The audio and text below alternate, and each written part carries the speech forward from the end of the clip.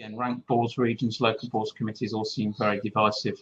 There's clear conflict between different fractions across the country. In your positions, how are you addressing it?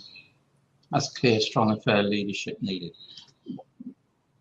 I couldn't agree with you more.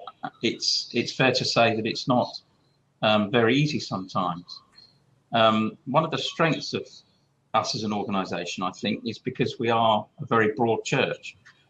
We have a lot of differing views, and I think, without wishing to sound like a broken record, the changes in the structures to the organisation are going to mean that people have a voice, that they can have different views and opinions, but then a decision has to be made in a democratic way as to what the best way forward is.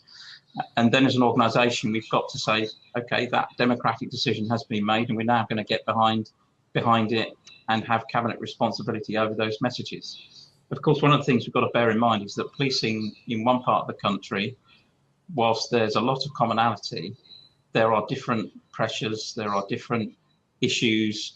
Whilst you're dealing with 43 different police forces, there's a lot of inconsistency with the way that police officers are treated. And so we need to bear in mind that people will have those different views. And sometimes it's not a one answer fits all.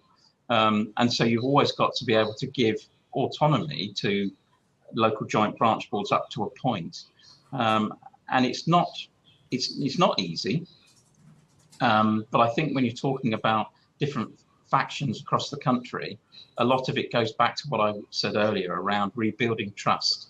You know, we say we're an apolitical organisation, and we are, but we're also a political organisation because we are elected representatives. You can't get away from that.